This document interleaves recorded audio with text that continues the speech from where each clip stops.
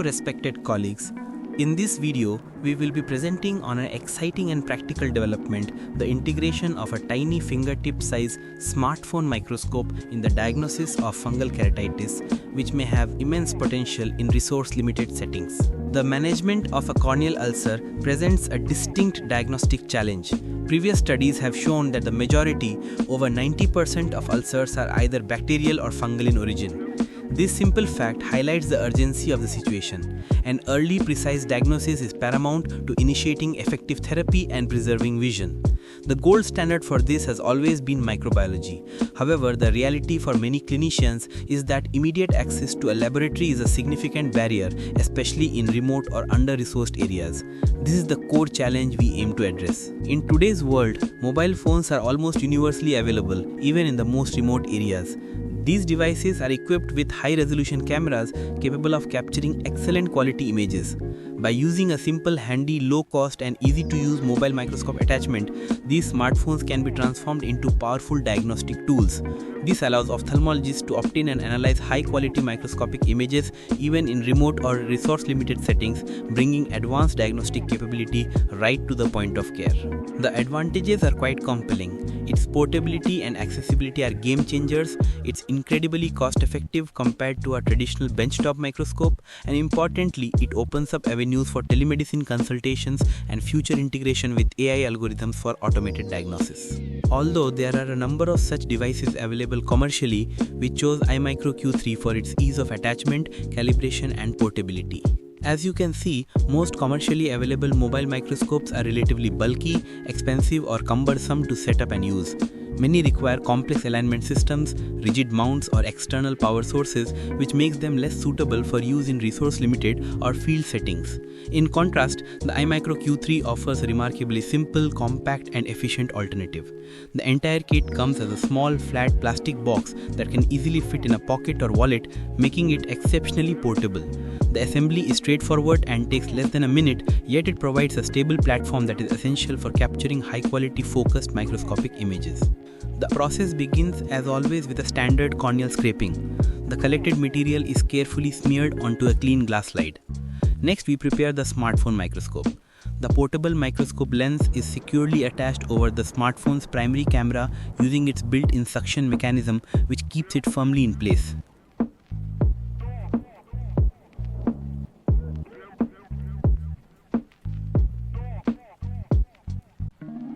Once the setup was ready, a dedicated application named iSeeing app is opened, which provides the user interface for magnification, focusing, and illumination from the smartphone light source.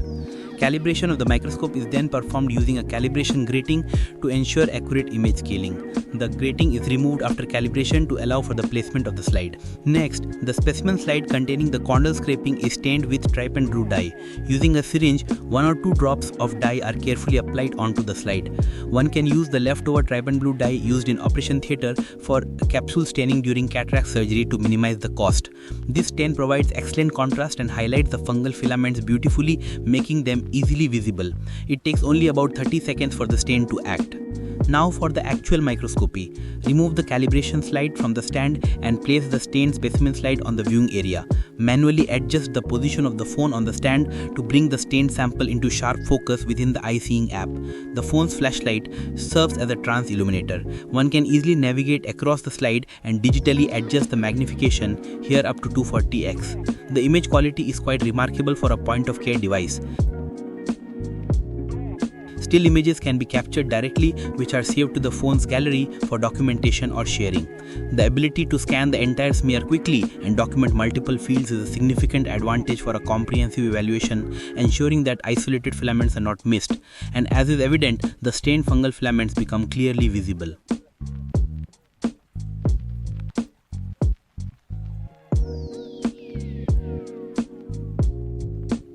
And this is not just a concept. This technique was first reported and published by Pressure et al. And was subsequently validated and integrated into routine clinical practice by several reputed institutes, as evidenced by numerous published studies on this topic. Thus, the use of Trypan Blue for rapid staining in clinical settings has demonstrated its efficacy and practicality. Moreover, Trypan Blue is easily available, often as a leftover from the operating theatre, making it a convenient and cost-effective option. It provides excellent staining of fungal hyphae, thereby enhancing their visibility. Standard microscopes provide better contrast because the light shines from the opposite side of the lens. In mobile microscopy, the light and lens are on the same side, which makes it very hard to see fungal hyphae.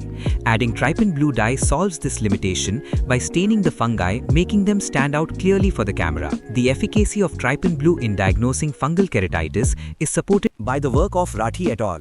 In their study of 82 patients, Trypan Blue staining showed a sensitivity of 75.7% and a specificity of 68.2% when compared to the gold standard of culture. When compared directly against KOH plus calcifluor white, Trypan Blue demonstrated a sensitivity of 77.1% and a high specificity of 97.1%. This study demonstrated excellent reliability with perfect agreement between different experts, a score of 1.00, and highly consistent results when the same expert re-examined the samples, a score of 0.86. This confirms that Trypan Blue is a highly efficacious and accessible dye for identifying fungal elements in corneal scrapings. For any clinician with basic microscopy knowledge, the learning curve is minimal. However, it is vital to remember that while this is a powerful point-of-care tool, it is not a substitute for conventional laboratory microscopy, which remains the gold standard for definitive diagnosis. We must acknowledge certain limitations. While excellent for detecting the presence of fungi, this method cannot specify the exact fungal species. Additionally, false positives can occur if cellular debris is mistaken for filaments. The diagnostic utility is also dependent on the availability of a high-resolution smartphone and proper calibration. Further large-scale studies are required to fully evaluate its efficacy across other organisms and to further validate its safety and diagnostic performance in diverse clinical settings. In conclusion, this technology truly marks a new era of keratitis management. It empowers clinicians with immediate diagnostic capability, drastically reduces the diagnostic turnaround time from hours or days to minutes, enhances our documentation and training, and has immense potential for widespread impact, especially in resource-limited settings. Thank you.